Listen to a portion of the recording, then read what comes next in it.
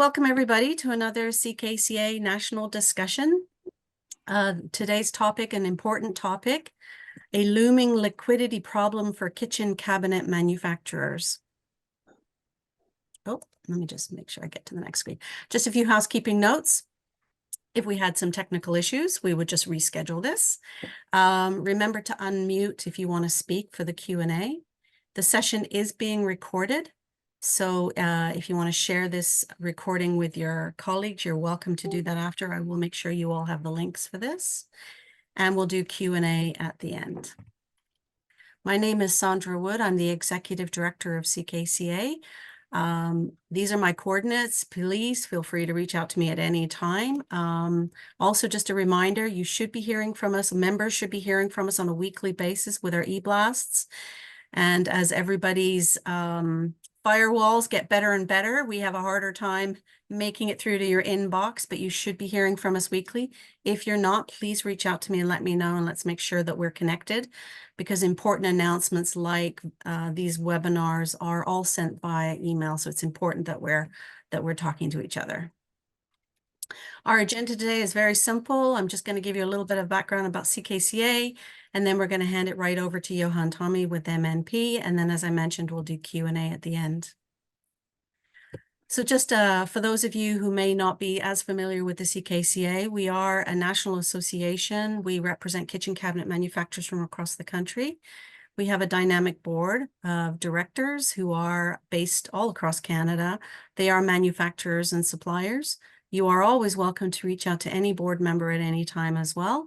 If you need their coordinates, please contact me and I will happily introduce you to them. So we are definitely busy these days, trying to deliver more and more value to you, to keep you connected, to keep you informed. It's not easy being in business for sure these days. So we know that the more information that we can help provide you with, the better the decisions that you can make for your business. Please remember that we're here to help you. That's our goal. That's our mandate. So we are your link to business help. We have a number of upcoming face-to-face events, which we know are really valuable because when you meet with industry face-to-face, those quality conversations that just don't happen any other way can happen. And so we've actually added to our programming for the year. You've probably seen some e-blasts around our local meetups. These are pretty new for us, and we're trying to create local, regional meetups for the industry. So we've got 4 coming up. We're very excited about. We have one this week happening in Coquitlam, BC. And then we have 2 in Alberta. We have one in Edmonton and one in Calgary happening in early May. And then we've also got one scheduled in Oakville, Ontario in June. So these are just some of the local meetups that we are trying, and these can be as regular as you want them to be in your area. So if you're interested in hosting a local meetup for the industry, reach out to me and we can talk about, when and where and how to host and what have you. But they're informal get-togethers. They're just for a few hours. So it's easy for people to get away from their shops at the end of the day and come to a local meetup. In addition to that, we have our monthly manufacturers roundtable on Zoom. So that's for manufacturers only. And we have one of those happening this week as well on Thursday. And then we also have our bigger events. We have one in May, which is basically sold out now. But if you're interested in attending, please get in touch with me. And then we have another one happening October 2nd to the 4th in Winnipeg, Manitoba. So lots going on to give you opportunity to connect and talk. And last but not least, if you're looking to be introduced to somebody in the industry, you want to connect with another member, let me know. I'm more than happy to facilitate an introduction. So just wanted to go over the description for this session before I introduce the presenter. So a looming liquidity problem for the kitchen cabinet companies. The economy is facing many challenges with lower demand, interest rates, and growth. Some have cut their expenses and are now looking for new balance of growth and profitability. But how does this affect the kitchen cabinet industry? MNP will share an economic update tailored to the woodworking sector in Canada and explain how the macroeconomic news relates to this sector. They will discuss possible threats for the future and what you can do, most importantly, to avoid these threats and keep your organization on track for success. So I'd like to introduce you to our presenter today. Many of you already know Yohaan because he has presented for us before, and his presentations are always well received. So when Yohaan reached out to me about this issue, I was more than happy to bring this forward and have a webinar on this topic. So as you know, Yohaan is with MNP. He draws on more than 15 years of consulting experience, most of it in the manufacturing and distribution space, including having helped 10 companies in the kitchen cabinet, millwork, and furniture businesses with transformational projects and about 75 other manufacturers. Yohaan focuses on delivering measurable financial results for his clients, helping them make their organizations more valuable and bringing them greater financial predictability through their operational improvements. And I'm sure Yohaan will probably tell you that it's more than 10 companies now, as we were just talking before this session started about how he's getting more and more calls all the time. So on that note, I'm going to hand it over to Yohaan and he can take it from here. Okay, thank you.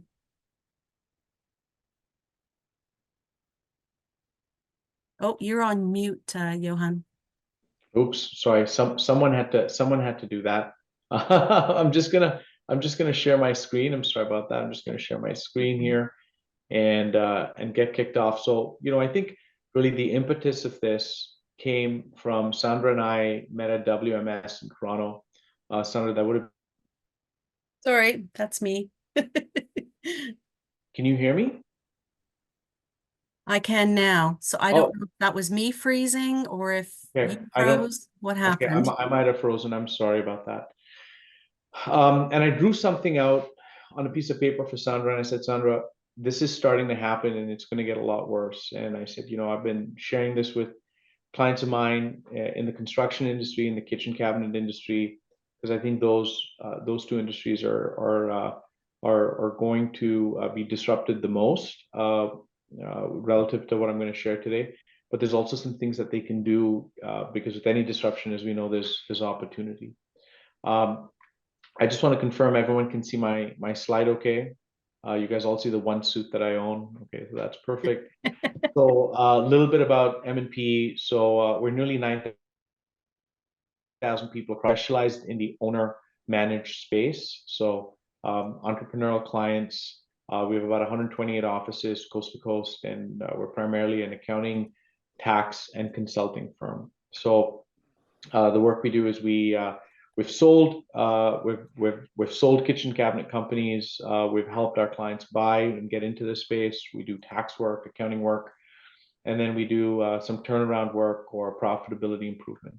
One of the interesting things that we do in this industry is when someone's looking to sell, we actually go in and see if we can optimize the profit so they can get more for it. And just personal, a little bit about me. I come from a family business, and my first job, you have to work outside the family business. And so my first job was actually in custom millwork. So, love kind of the space, been on the floor, worked on the floor, and, love that smell of wood and, sawdust everywhere. So I'd say my experience has been on the business side, but also practically as well, as I suspect most of you, started that way as well.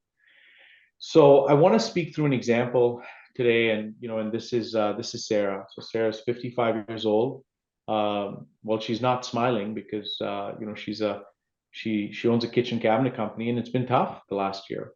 And Will likes that one. Will, I thought of that just on the cuff, and for the sake of this example, she is $5 million in revenue and 10% in EBITDA. So EBITDA is earnings before taxation, depreciation, and amortization. So she's making about 500K a year. And let's talk about what she's seeing. So she's starting to see spending slow a little bit. She's starting to see that her clients and the orders aren't coming in. If you're not experiencing this, hey, that's awesome. It's fantastic, but a lot of companies are. One of the things that I pull from the IBIS reports are that, custom cabinet sales since 2019 are up by 11% in terms of dollars. Okay.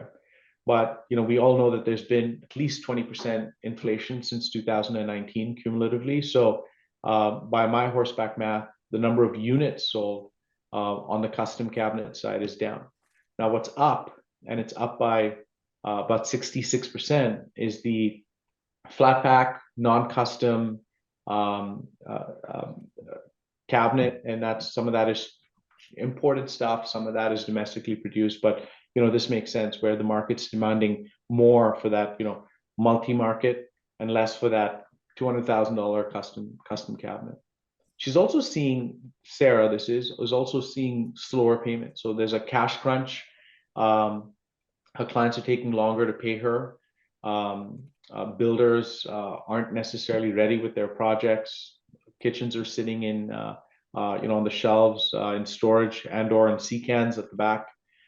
And then, although inflation has slowed down, it's still an issue. I was reading, I think March's numbers came in at I want to say 3.9%, something like that. So she's starting to see some of these inflationary pressures. Carbon pricing is the new change in carbon tax is gonna bump up costs as well. It'll have an impact on the industry. So inflation has slowed down. It's still more than the 2%. Interest rates. This is where everyone's focusing on. Will the interest rate go down? Will the overnight rate go down below 5%? Well, this is an issue. I think interest rates are going to help. However, the big thing that I want to put on your radar today is financing. So risk has gone up because of the uncertainty. Most company valuations have gone down. So if you take 2022 and today, most businesses across most industries, yours included, you're going to get less for it. There's less, there's more risk on the table. Banks are concerned about that, and I think they're going to adjust their financing. At M&P, we have a very unique view on the economy because we have about 190,000 clients. Yeah, you heard that right. It's 190,000 clients, and about 15,000-ish in the manufacturing space. So we're seeing their financials come in.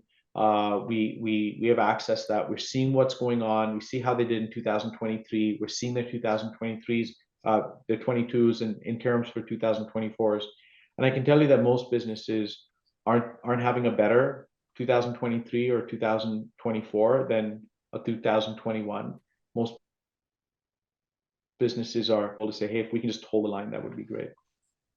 The last piece is economic uncertainty. I think we're all looking ahead and saying, what are the next 12 to 24 months look like? And the banks are doing the same things. So speaking through an example here, I want to talk about Sarah's cabinet going. Let's go back to 2021, right? 2021, it almost seemed like we couldn't produce enough cabinets. Things had just begun to open up.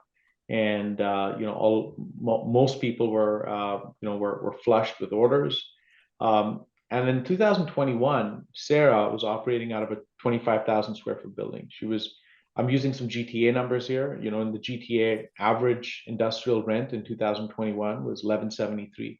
Now, maybe different in your market. I know there's people who are from Northern Ontario. I know that there's people from BC. It might be a little bit different, but directionally, things are moving the way I have on the slide where rents have gone up. Now, if you take her revenue, it's 500,000, or other expenses are 4.2 million. So salaries, costs, material costs, rent's about 293, right? 1173 times 25,000. And that gives you an EBIT of about 506,000. Now, EBITDA is important because the bank lends to you based on this number right here. Now, Sarah's gone and bought some saws and some edge banders and other equipment. So she gets to amortize $250,000 off, and she pays tax on the 256. Now, let's fast forward to 2023 or 2024.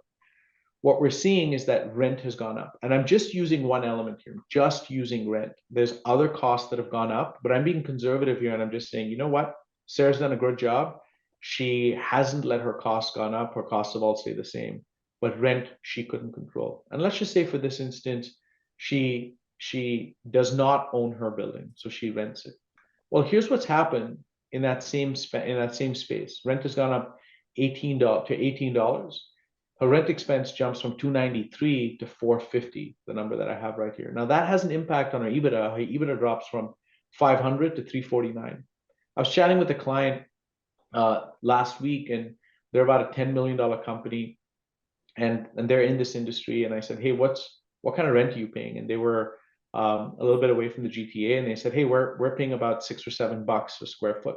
And I said, okay, great, that's fantastic. Well, when does your what does that correlate to? How much are you spending on rent?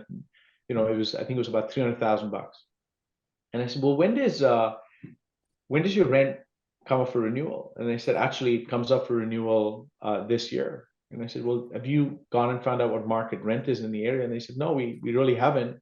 And when they went and did, they came back and they said, well, the rent that we negotiated, our cost is going to go up to about 600,000. So that takes away $300,000 of their profit, right? And if let's just assume, for argument's sake, they were making $1 million, their profit now goes from $1 million to 700. Well, the key thing is the bank lends on your profit. So for all of us, I don't know a single client of mine, at least, that has a ton of money just lying around. They want to buy inventory, they want to finance projects.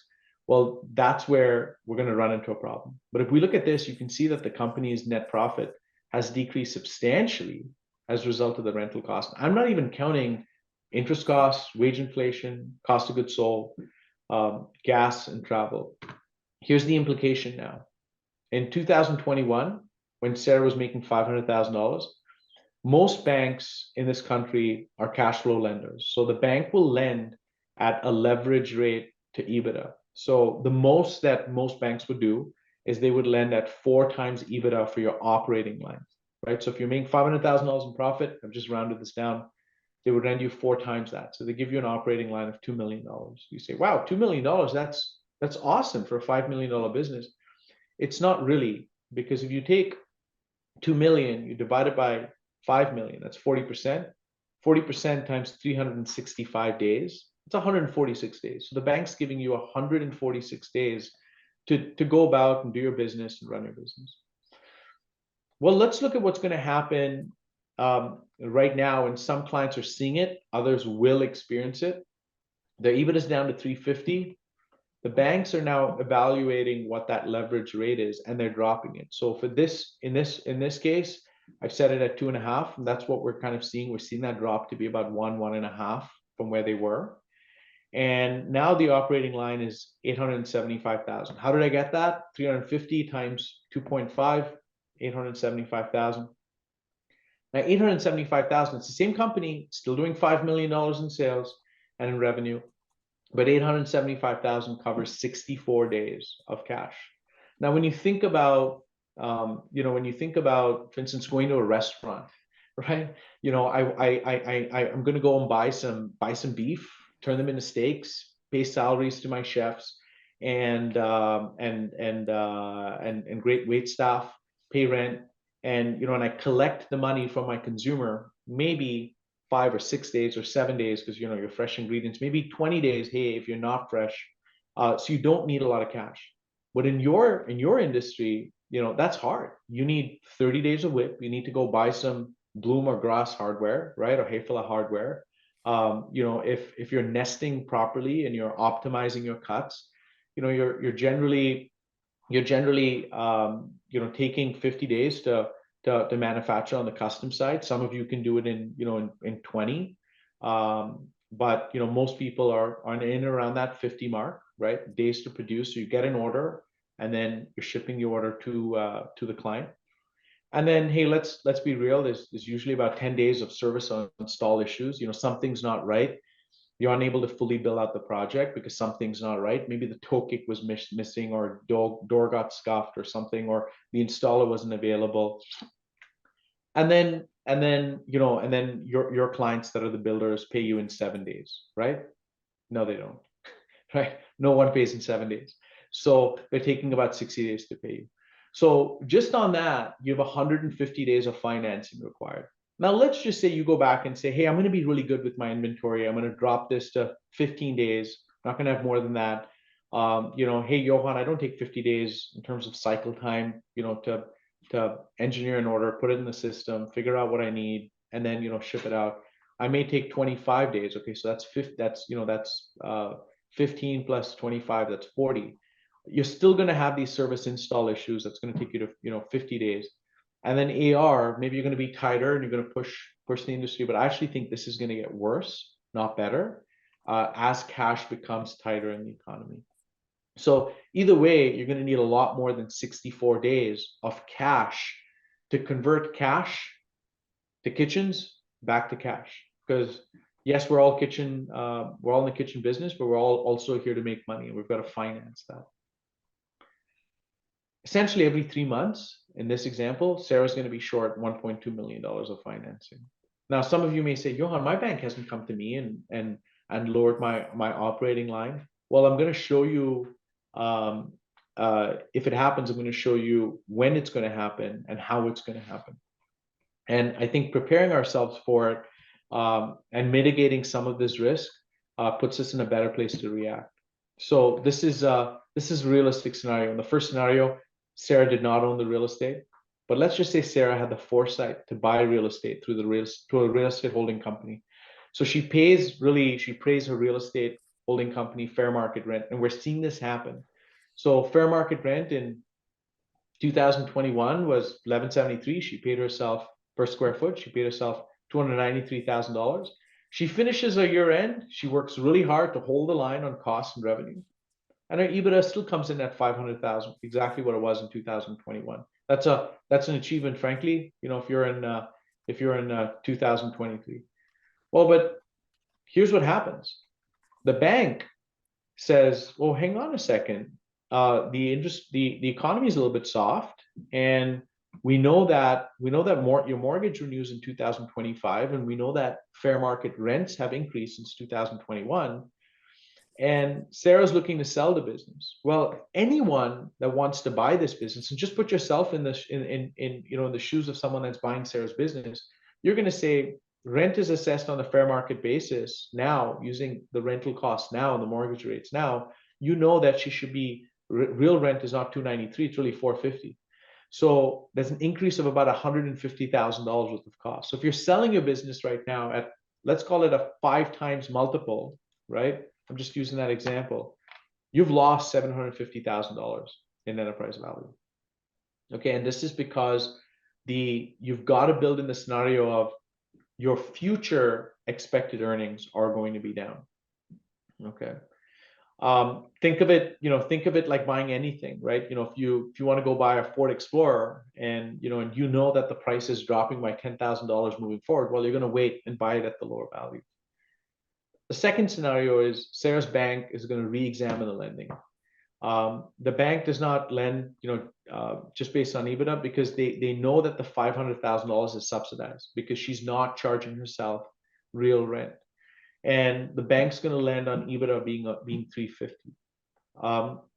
I was actually at a client in Vancouver, not in this industry, and this exact scenario happened. They had a good year. They presented it to the bank. They need a lot of square footage to run their business. And the bank said, well, hang on a second. We're adjusting what your profitability is, because that profit that you thought you made, that's not real profit. You're subsidizing it. And they reduced their borrowing. And then the third scenario, let's just say Sarah's largest customer is in trouble. So Sarah's largest customer is, ABC Builder, and they are currently 20% of the business. They've paid for half, so they've paid for half the orders that they've made, but the other half, the receivables at risk, and that other half is 10% of revenues, which is 100% of EBITDA. So we're starting to see this happen, and Sandra and I will sometimes exchange notes with these stories that are more public in your industry, and we're starting to see all 3 of these scenarios take place in the industry.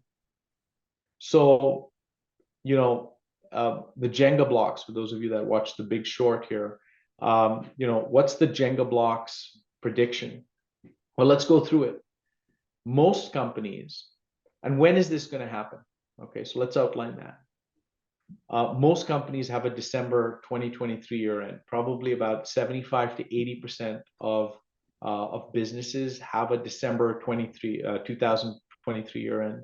I'm just curious, anyone doesn't have a December 2023 year end on this call?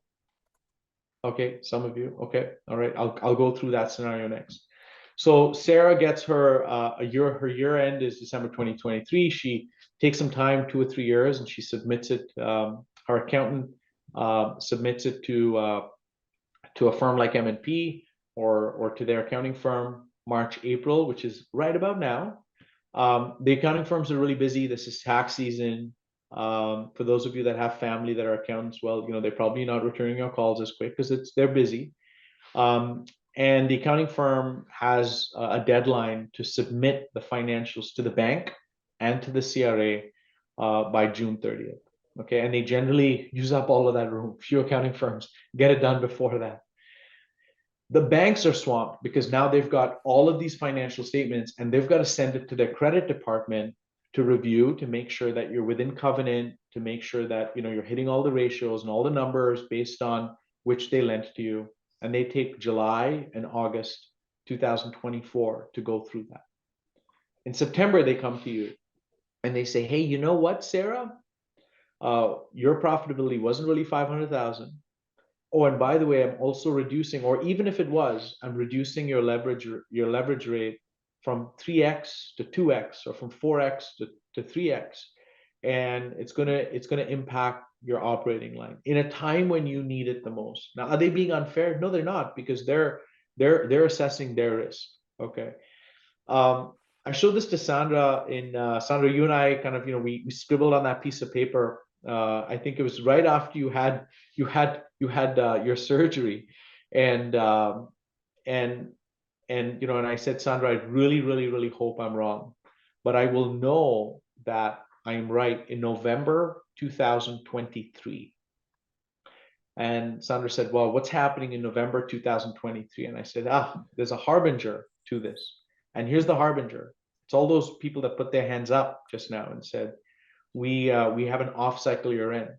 So probably about 20% of people have either a May, June, or July year end. Okay, it's an off-cycle year end. So this is scenario number 2. Sarah's year end is June 2023. It's the summer. She submits it to her accountant in August. The accounting firms aren't really busy, and so they can turn this around in a month versus 2 or 3.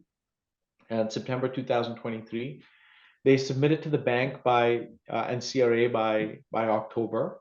And the banks aren't really swamped at this point in time because they don't have, this isn't their busy season to review credit. So the bank does their credit review in October, and they come back in November or December 2023 that just passed, and they start talking to you about adjustments on your borrowing. And so I said, Sandra, we will know whether this is starting to come through in November to December 2023. Folks, I would say being kind of a larger accounting firm, I can almost tell you our restructuring groups are that do proposals and bankruptcies, and usually get a call from the bank or from clients when stuff starts to go wrong. Their phones are ringing off the hook, and you talk to that entire community across Canada.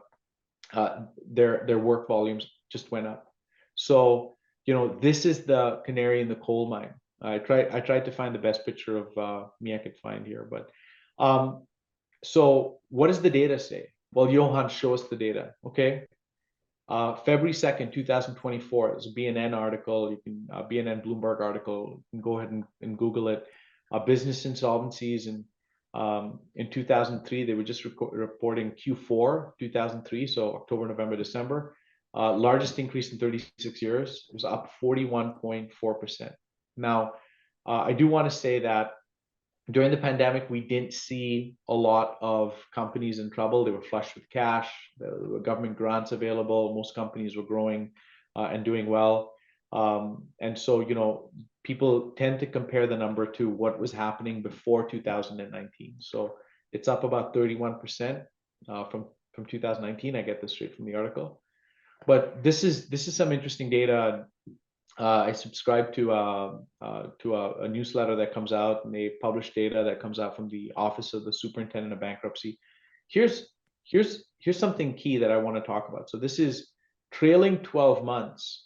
So 12 months from February 2022 to February 2023. These are the number of bankruptcies, proposals, CCAAs. CCAAs are larger restructurings. And if I just look at the proposals and CCAAs right here, and I can kind of get into more about what these things mean later on. 2024 trailing 12 months versus 2023 trailing 12 months, you can see it's up somewhere between 67 and 74%, right?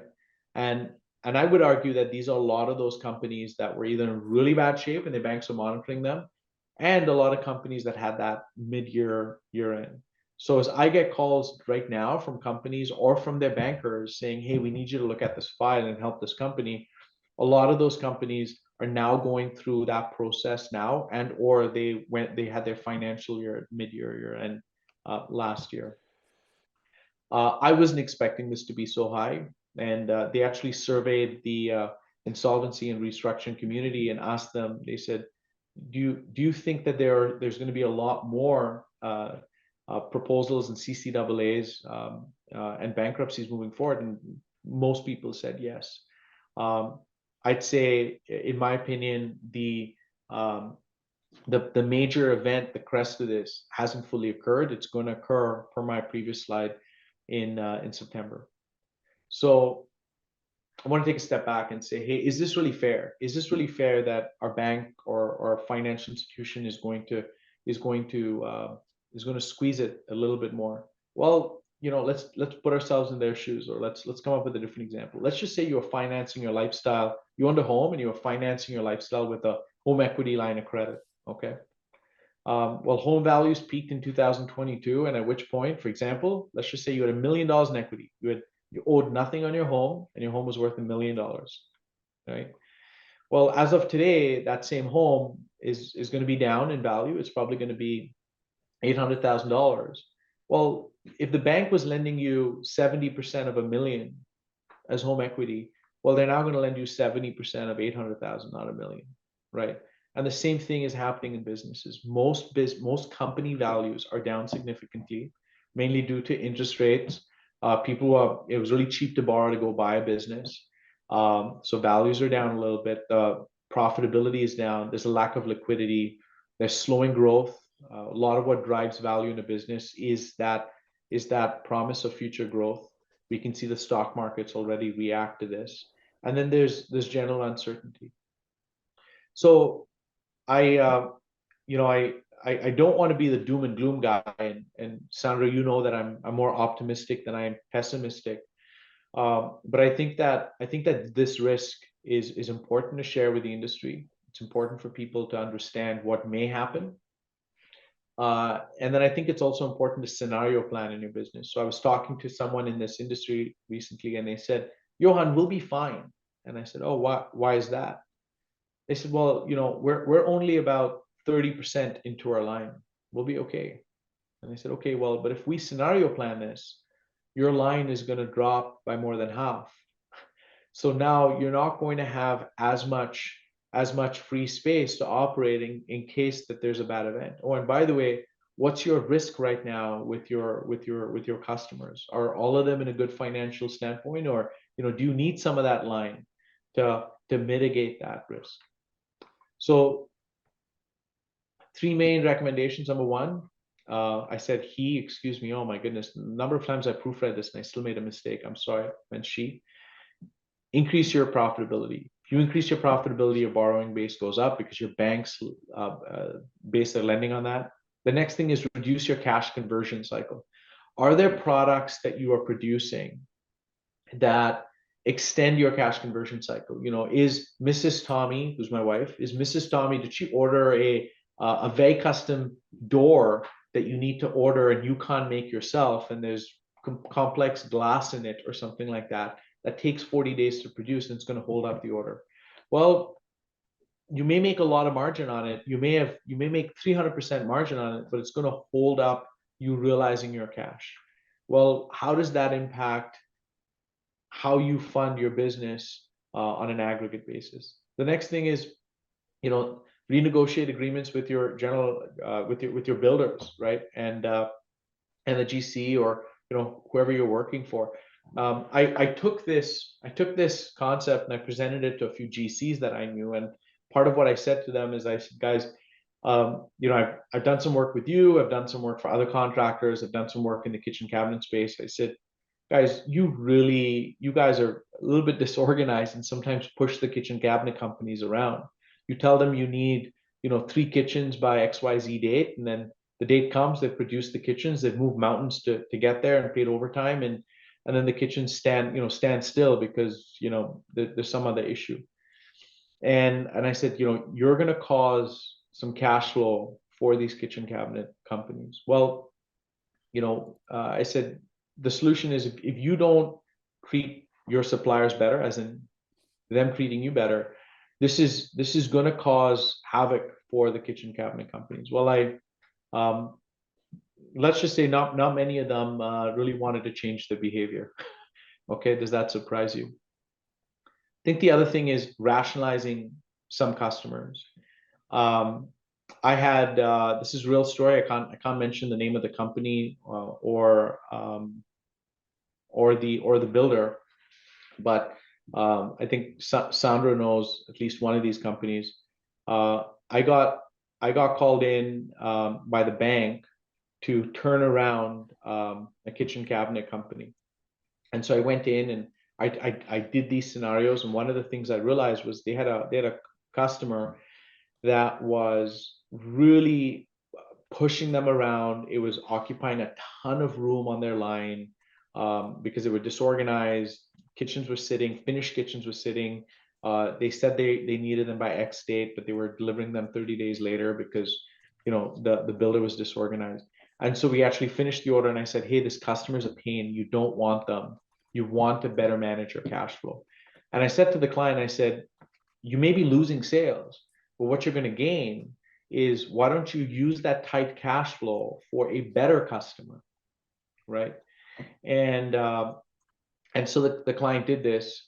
Probably about 6 months after that, I get a call from another bank to go and essentially work on winding down a kitchen cabinet company, which I don't enjoy doing. I've done that twice. And I go in and I said, okay, guys, what's the problem? Well, guess where that client went to? The client that we fired, right? They went to this company, and this company was a great company, but they essentially ran out of cash, right? They didn't have enough cash. Company goes under. Client leaves, they go someplace else because they're building condos, it needs to go somewhere. And I meet someone recently, and I was chatting with them, and I said, hey, how are sales? They're down, I bet. And they said, no, they're not. They're up significantly. Really? What are you doing? Well, we just picked up a client. And I said, let me guess who the client is, right? And so part of this is, don't just focus on margin. The margin may be great on the job. Well, how long is that cash conversion? Because if that cash conversion is 170 days, 200 days, you're not going to have the ability to carry that client, or there's an opportunity cost. They're going to suck up so much of your line, you're not going to be able to finance other projects. So what are some recommendations? Number one, start doing an operating cash conversion analysis. So figure out how long it's taking you to go from cash to product back to cash in your business. Most companies have a cash flow, a 13-week cash flow. You're going to have to supplement that with a cash conversion analysis. How often are you turning cash in your business? You need to understand that. And if you can, you almost need to understand which clients slow that down for you, and which are some good clients that speed it up. The next thing is increase EBITDA. So you need to look at increasing your EBITDA so you can get more borrowing. The third is product to service rationalization. Are you doing things that slow you down? Are you doing things? Are you offering services and other things with your kitchen? Customized stuff that delays you in terms of ship time and delays your cash conversion.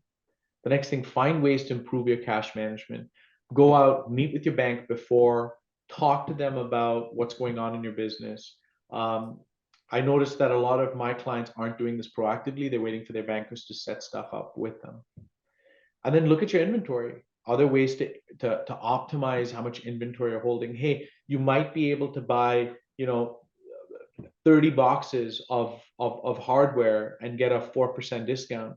Well, does that still make sense? Because if you have plenty of room in your line of credit, sure, go ahead and do that. Or the business is self-financed, sure, go ahead and do that. But it doesn't always make sense. I've got a friend of mine who's a CEO at a pharmaceutical company, and in Toronto, and he was telling me, he said, Yohaan, it's odd. I can't figure out why corporate is making me do this. And I said, what do they have you do? I'm going to change the name to Bob. What do they have you do, Bob? And he said, well, they're telling us to go to all our vendors and get better terms. And so I had to fire my law firm because we corporate told us that the law firm had to give us 90 days terms. And our law firm, who was really good, said, there's no way, we can't do that. So he said, I fired this law firm that I really like working with, and I had to go to another law firm. And when I told them about the 90 days, they said, yeah, we don't mind giving you 90 days, but we're going to charge you 5 or 6% more. The company still said, let's do that. And he said, Yohaan, why would they do that? I don't understand. Why would they be pushing me to give all my suppliers better terms? Well, it's because the largest companies in Canada have departments of people that understand cash and are sitting down and looking at this, renegotiating with and thinking about how to finance their growth moving forward. A lot of them are reacting to this. So I'm seeing our largest clients already reacting to this and figuring out ways to improve their liquidity, to figure out ways to improve cash. Unfortunately, as someone that also grew up in the owner-managed space and has run businesses, hey, we don't have time, and we don't have an entire department of people to do that. It takes a lot of effort to do that, and sometimes we don't have that ability or that skill set to do that. Well, those companies aren't reacting and not proactively reacting. They're going to be handed off the bad news very soon. So how do you increase EBITDA? Well, look at productivity improvement in your plant. Look at the margins that you're making on certain products. I'd say for most of you here, the majority of your cost is SG&A, your selling, general, and admin costs, your labor costs, your cost of goods sold, and your materials. It's interesting. I shared this in another webinar. The average revenue per employee across the kitchen cabinet industry in Canada is about, I think it was about 170,000 Canadian. So if you have 10 employees, you're doing about 1.7 million. That's the average. That's what the data shows us. In the US, it's actually much more significant than that. In the US, the average revenue per employee is about 250,000 Canadian. So the US has somehow figured out how to be about 40% more productive. Well, there's a productivity improvement gain that you can get here. I think the next piece is operational efficiency. Are you getting most out of your invested capital? Are there assets in your company that you don't need now, and you can get ahead of this and proactively turn to cash? Maybe sell an old piece of equipment or something like that. Delay the purchase of some type of equipment that you were thinking of getting until kind of the next 6 to 8 months. You get through it, and you build that war chest. And then what kind of improvement opportunities are available to you without significant capital investment? Looking at that, I think, is really, really, really important. Want to jump to cash flow and cash conversion. So I think coming out of the pandemic, a lot of businesses were sort of in a just-in-time model, they went to a just-in-case model. Let's go and get all the inventory that we can get because we don't know what this container crisis is going to do. And it's taken a while for companies to cycle down on that inventory. Well, we need to go back to this I wouldn't say a just in case methodology, because we all know that we make money on batching and nesting properly. But does it make sense to lower our batch sizes so we can get product out the plant quicker? I think now more than ever, I'm not saying that's right for every business, but I'm saying now more than ever, if you can do that in your business, you stand to gain the most. I think cash conversion is going to be really, really important. You don't have to put up your hands here, but if I ask the question and I say, how many of you have a 13-week cash flow in your business? I would suspect most of you do, right? If I ask the question on how many of you do cash conversion analysis in your business, I'll be honest, the only clients I have that do it are businesses that are owned by private equity firms, because private equity firms are interested on return on assets. So, I'd love to talk to you. If you have questions on this, I'd love to talk to you about how to improve your EBITDA, how to do cash conversion, just connecting as well. I mean, some of you know me and will often bounce a question off of me. I've got an interesting manufacturing operational health check, which measures the let's call it the qualitative best practices in your business compared to the rest of the industry. If you scan that code, it'll take you right there. And just got a testimonial of working with one particular client in this industry. I want to open it up to questions here, and please ask the hard ones.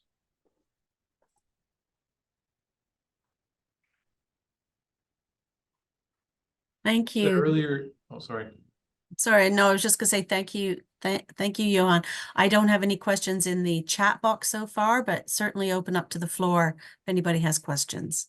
Okay. Sandra, I can't stop sharing my screen. I can't figure out Zoom, it seems. Sorry. Yeah, I'm not sure why. Okay, well, if you wanna share, it'll unshare me. So Okay. I think we interrupted someone. I'm sorry. I'll try that. Let's see if that'll work. Does that work? Yeah. Okay. So I still see Yohaan's screen. I still see my screen. That's okay. That's fine. That's fine. It's okay. Yeah. There's nothing confidential. Yeah. Okay, so I will yeah, I guess we'll just leave Yohaan's screen on there. Yeah, sorry about that, guys. Yeah, that's okay. So let's just go over here and open it up for questions. Sorry, there is somebody who wanted to ask a question. Will. Just going back to your screen where you've got your recommendations. It was like 6 points in that hexagon quadrant. Yeah. What do you think is, when your experience working with clients, what do you think is the easiest, what's the best return on your advantage to focus on if you had to pick one of those? I would say probably the most popular thing that I do in the industry is help companies improve their EBITDA. There's a lot of complexity in this industry. It's probably the toughest spot that I do work in, because it's high mix, lower volume. I would say there's a reason I have cash conversion as number one right now, because I think businesses need to have that analysis figured out. And you can do this yourself, right? You're just figuring out how often you're turning cash. I think, and I think that's Will that asked that question, but Will, I think that your VP of finance, your CFO is going to be as important, if not more important, than your VP of finance for the next 10 months. And I say that because you can go out and sell an amazing project at an amazing margin. How are you going to finance it? Right? How are you going to finance it? And I think a lot of companies haven't had to deal with that question before. And so for clients that are looking at this list, there's always a silver lining in every crisis. And if you can build your war chest and you can have money sitting around, or space in your line sitting around. Well, when there's that bigger project that other people can't go and bid on because they can't finance that project, well, this is when you can. Right. So I would say usually I would put increase of EBITDA as number one, but not right now. I'd say it's operating cash conversion. Right. And this is something all of you can do yourself. You just need to go to your accountant and say, hey, go in and I need to know almost on a weekly basis, how quickly am I turning my cash? What is it now? Is it 65 days? Is it 75 days? Is it 105 days? And who's impacting that? Oh, Thommy Builder is impacting that. Oh, wow, I thought that was a good client. Didn't we sell that for 40% margin? Yeah, no, we did, but they're disorganized, and I have a ton of cabinets sitting at the back, and they're paying us in 95 days. It's a problem. You got to pay your suppliers in 30, right? So yeah, pay your employees in 7 and pay your suppliers in 30. So yeah. Well, unfortunately, that's not how most of your customers treat you guys. yeah, exactly. Right. So, and I think it's going to get worse if you're not keeping an eye on it. I just got off the phone with the client today, and the client said, "Hey, Yohaan, we were just catching up on the business, and they said, Yohaan, I'm going into my busiest season, and I'm doing well." And I said, "How do you know you're doing well?" They said, "Well, we had our best month last month, and we had our best month before that, and our best month before that." And I said, "Oh, that's fantastic." I said, what's your AP looking like these days?" He says, "Well, my AP is about 1.4 million. I said, "Okay, well, what's your AR?" He says, "Well, my AR is what is it, 800,000. So there's 600 difference." And I said, "Okay, where's the 600? Is it an inventory?" He said, "I don't know." He said, "But we're doing well." He says, and I said, but you may have $1 million in inventory right now, okay, and that's a good thing. But how do you know you're selling this stuff, for a profit? How do you know you've bought inventory?" And I know this man has made this mistake before, because a customer will say, "Hey, the order is coming through, just order the raw materials." And so he'll go order raw materials, and he'll have inventory sitting at the back, and he's financing the inventory for 90 days because his customer is disorganized. So my advice to you is no big purchases, build a war chest, and then, someone wise that has mentored me in business has said to me, he says, "Yohaan, when everyone else is a lion, you be a mouse, and when everyone else is a mouse, that's when you be a lion." So there's going to be opportunities here, Will and crew, to, I think, purchase assets at some pretty good deals coming up, because companies are going to struggle and they're going to get rid of their underperforming assets. So you remember during COVID when, those of us were looking at, buying a barbecue or a I was going to say a camper van, but those aren't a thing anymore. Like, trailers, right? The prices of them doubled. Well, I think what you're going to see is, I think you're going to see that correct itself, and it's going to start correcting itself September to December this year. We can see the data, folks. We can see the data. Like, CCAAs are insolvencies that are more than $5 million. Okay, CCAAs are up by 70%. Proposals are instances where companies are insolvent, but they make a proposal to their creditor to say, "Would you take 50 cents on the dollar, 60 cents on the dollar," whatever that is. They're making a deal. Well, proposals are up by nearly 75%. And the scary thing is, here's the data. And the scary thing is that I don't even think we've seen the crest of the wave as yet. It's coming. I just wanted to add that we had a member out west actually who been in business a long time, and I think they were one of the few games in town that were in this industry, and they closed their doors beginning of this year. I believe they actually filed for protection. Yeah. And the tragedy with it was they said, "We have enough work in 2025, but we don't have enough in 2024 to sustain it." Right. And you know, we're seeing a lot of announcements, big announcements by government. We got to build, we got to build. So, you know, that's telling us all there's going to be work, there's going to be work, but it's whether or not you can weather through this situation that everybody's in right now. And clearly that company just wasn't strong enough to do that. So it's tragic because, you know, if we have to scale up as an industry to meet the demand that they say is coming, you know, what happens if we don't have the capacity to build? It will be, you know, offshore will take it, right? RTA will take it. So it's not a great situation. The one thing I wanted to ask you, Yohaan, because this came up during COVID, because when COVID hit, you all know, remember that, you know, you had contracts with confirmed pricing, and suddenly your supply costs were going up, and you were trying to absorb some of those increases because you didn't want to go back to the clients. And there was a lot of apprehension in the industry about renegotiating contracts. And eventually, reluctantly, the industry increased its prices. But how do you feel about, you know, Yohaan's comment about going back to those builders and renegotiating? Are you as apprehensive as you were pre-COVID and then during COVID, or do you feel that that's something that you would feel confident doing at this in this environment, in this marketplace?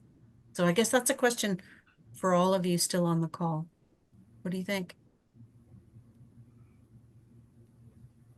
I'm not sure I can answer that question directly, but I have a comment that's related.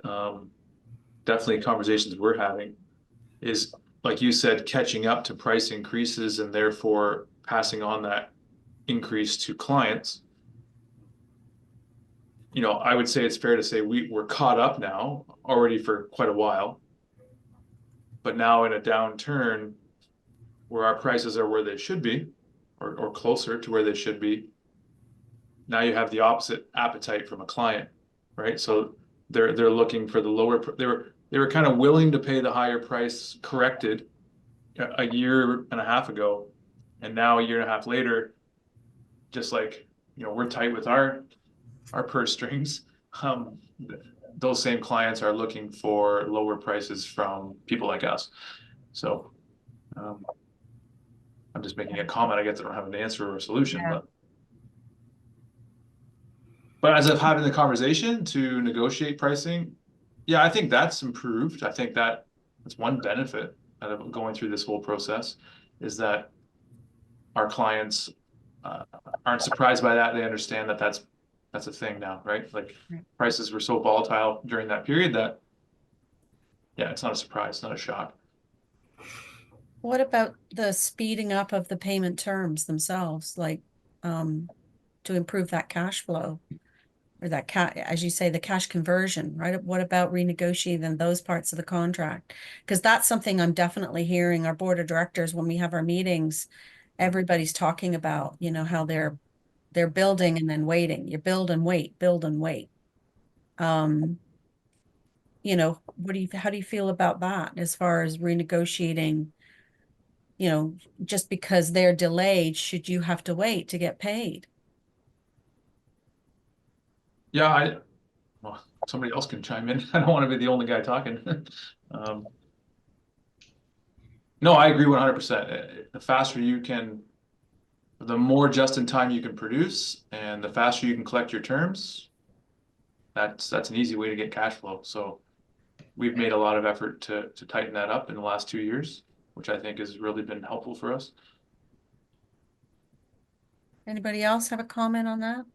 Sandra, it's Gabriella. Yeah. Hi, how are you guys? Just been listening. I mean, the only question really that, you know, Paul would probably want to put forth again would be, you know, about the interest rates and, you know, everything that the government is really imposing on, you know, manufacturers and, I mean, everywhere, other industries as well, homeowners, whatever, but it's concerning like his company, right? And he's just wondering, like, how can we fight back? What can be done? Are there petitions? You know, like, I know, you know, it's call your MP and, you know, yell and scream. But at the end of the day, really, what can a company do without joining forces, right? we need a platform. So, I mean, I know because when Yohaan came to me with this topic, you know, that was the first thing like I said, is like, I don't want to just present doom and gloom. I Yeah. need to provide them with some solutions, some answers to move forward. And I think you'll find that, I mean, most organizations, even like, that's why we spoke up after the budget as well as everybody else and expressed concerns, is where we're going, the direction that we're going, and how hard this is on business in general. CFIB is a platform, CME is a platform, CKCA is a platform too.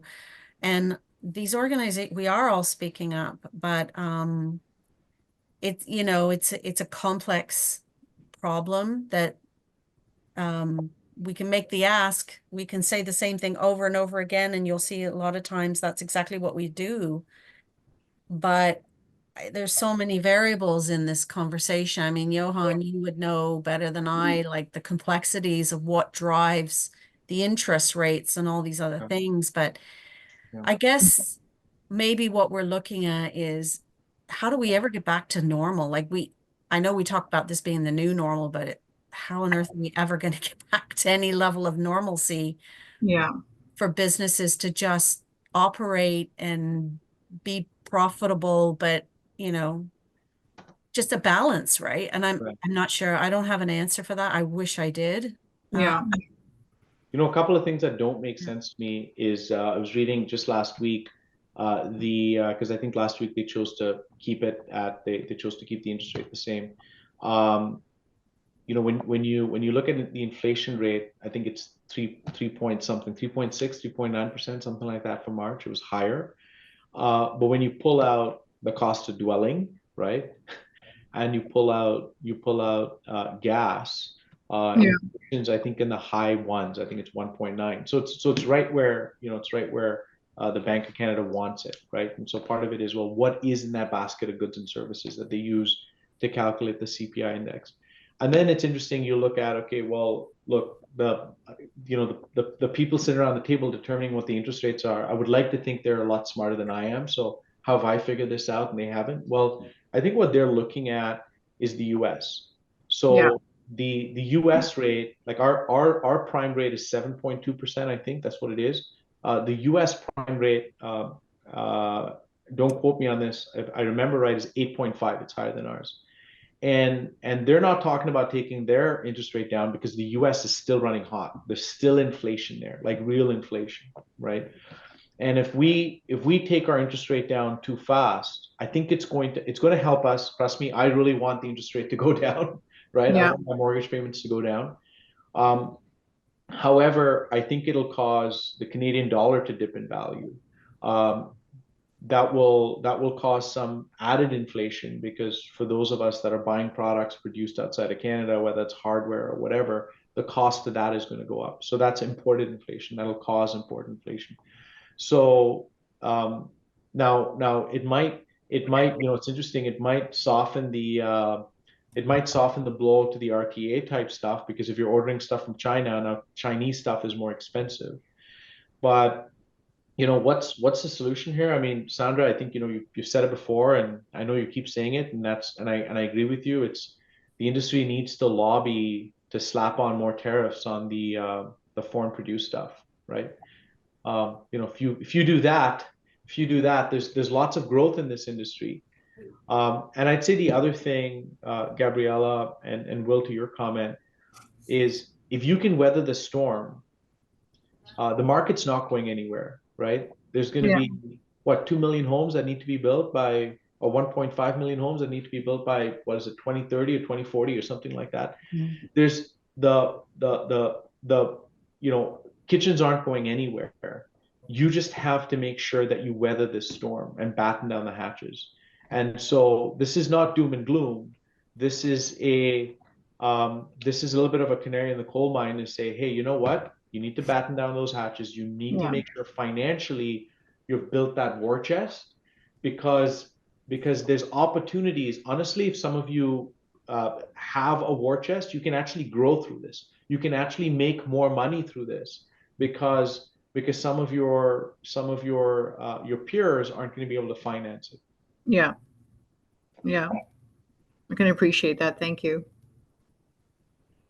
All right, I'm just mindful that we're just 10 minutes, sorry, over. I do apologize, but I just wanted to ask if there was any more questions from those that are still on the call. Just looking at the screen here. Nothing at this time. I don't see anything in the inbox, so I think that's a wrap then. I want to thank all of you for your time today. I hope you found this informative. Some great content here, as always, Yohaan. Your presentations are always so good, and there's just so much to sink your teeth into here.